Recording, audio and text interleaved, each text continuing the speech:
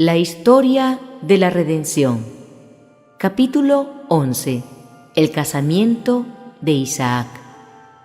Los cananeos eran idólatras, y el Señor había ordenado a su pueblo que no se casara con ellos para que no lo llevaran a la idolatría.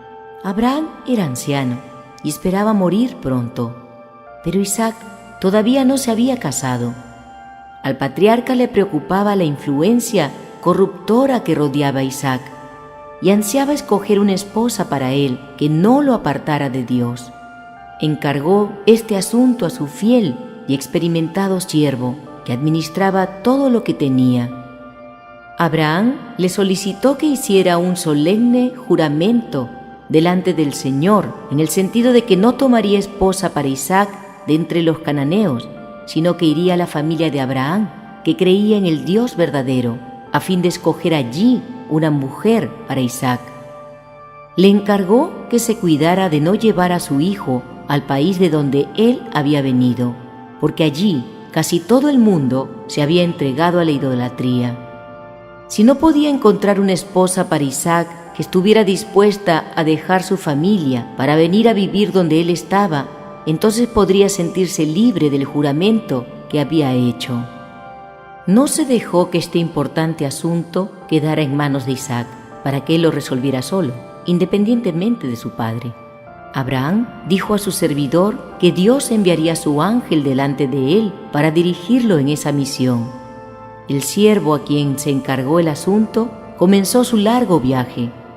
Cuando llegó a la ciudad donde vivían los parientes del patriarca, oró fervientemente a Dios a fin de que lo dirigiera en la elección de una esposa para Isaac. Pidió que se le dieran evidencias de modo que no se equivocara en el asunto. Se sentó a descansar junto a una fuente, que era un lugar donde mucha gente se reunía. Notó en forma particular los modales agradables y la conducta cortés de Rebeca y llegó a la conclusión, por las evidencias que le había pedido al Señor, que ésta era la que Dios se había complacido en elegir para que llegara a ser la esposa de Isaac. La joven invitó al siervo a la casa de su padre. Allí comunicó a éste y a su hermano las evidencias que había recibido del Señor, en el sentido de que Rebeca debía ser la esposa de Isaac, el hijo de su amo. Entonces el siervo de Abraham les dijo: «Ahora, si vosotros hacéis misericordia y verdad con mi señor, declarádmelo, y si no, declarádmelo, y me iré a la diestra o a la siniestra». El padre y el hermano respondieron: «De Jehová ha salido esto, no podemos hablarte malo ni bueno. He aquí Rebeca delante de ti, tómala y vete, y sea mujer del hijo de tu señor, como lo ha dicho Jehová». Cuando el criado de Abraham oyó sus palabras, se inclinó en tierra ante Jehová.